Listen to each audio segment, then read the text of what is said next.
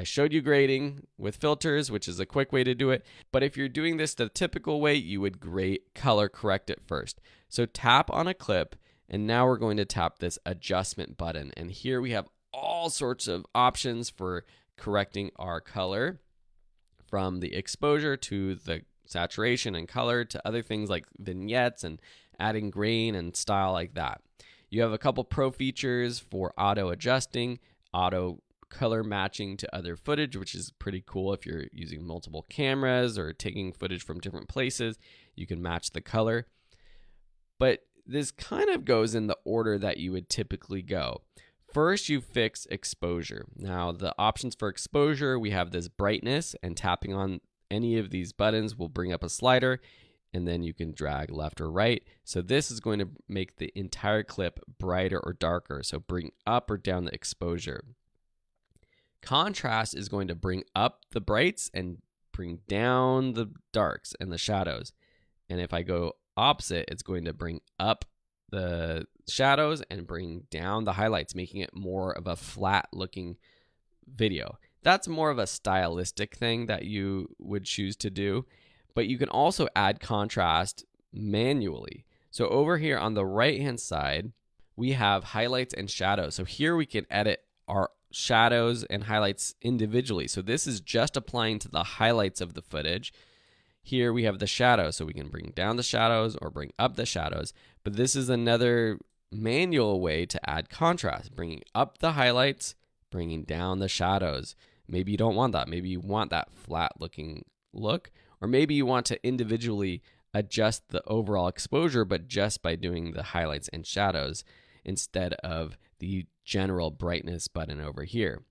Brilliance is a feature you've probably seen on your phone for photo editing or video editing, where it does it in a more intelligent way. It is trying to bring up the shadows while not overexposing some of those highlights. And so bringing up that is something that I often do for my darker footage. Now, the last thing I'll show you, which is even more advanced, is the graphs. Now, let me reset all of these settings, and I'm going to tap into graphs. Here we have a contrast graph. On the bottom left is the darks, on the top right are the highlights, and we can actually tap in here and move up or down this graph. And so if I go here on the bottom left, you'll see that I'm really affecting the darks or the blacks of the video.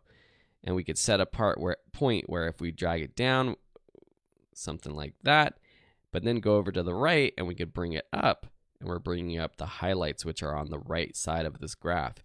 So bringing that up. If we bring that down, it's bringing down the highlights. That looks funky. But this is a standard. It sort of looks like an S, and you'll hear that in color correction. S curve adds contrast. So the more it looks like an S, the more contrasty it's going to look like. And then within here, you could even edit specific colors. So we can add more red. We can add more red just to the highlights if we want to do that. We can adjust our greens. We could take out green from this video. So if we're taking out green, the opposite of green is magenta. So it's going to make everything look more magenta. Same with blues, but that's getting a little advanced, which maybe you appreciate. But I'm going to get back to our basic edits and get back to color. So the main color things you're going to do is overall saturation. So you might want to just boost the colors. Saturation, bringing that slider to the right, is going to make all the colors more vibrant. You could also go in to the HSL panel and adjust individual colors. So I can say, oh, I really want to change these greens. So I'm going to tap green, and now we have HSL, hue, saturation, lightness. I can adjust the hue of the green. So this is like the color of the green. What type of green do I want? Do I want something more brown, or do I want something more green, more blue? So boosting that to the sort of the blue side makes those greens pop. Do I want the saturation to be more saturated for the greens or less saturated? Both can kind of work. Decreasing kind of makes that B pop out, but I kind of also like that super green look. But maybe we need to make our B pop a little bit more, so our B has a lot of orange and yellow. So we're going to pop that. And then we have lightness. So we can actually bring up the exposure of yellows, the exposure of oranges. And that might help us make that B pop out even more. Now, if we want to see the before or after, we can just go to the clip in the preview while we're in this color correction window or the adjustment window, and we can tap it and we see the before and after. Wow, what a difference, right? That is pretty darn cool. Now, if we've shot all this footage at the same place, you can quickly apply this to all of the footage with this apply all feature. Now, there's a couple other features we didn't look at. We have our temperature down here. So this is warmer or cooler. That can quickly help if for some reason your white balance was off on your footage. We have a hue adjustment, which will make it more magenta, more green. Both of those tools will just correct the color a little bit more. We have fade, which just kind of gives it a faded look. That's more of a style. We have vignette, which will add a white or a dark vignette. Kind of intense in my opinion. And then we have grain.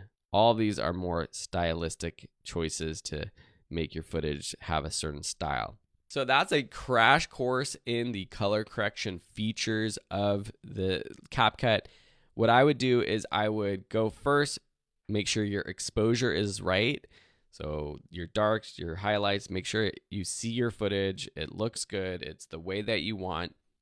Doesn't necessarily mean that it has to be properly exposed. Sometimes having something overexposed is nice. Sometimes having it underexposed is the vibe you're going for, but fix your exposure, then fix your color. And from here, we say, okay, this is like a nice looking clip, and then we might want to add a filter. And sometimes what I'll do is I'll find a filter that I like. So let's go ahead and go through scenery. Let's go ahead and say, oh, let's try this amber. But it's way too harsh when you apply the whole thing.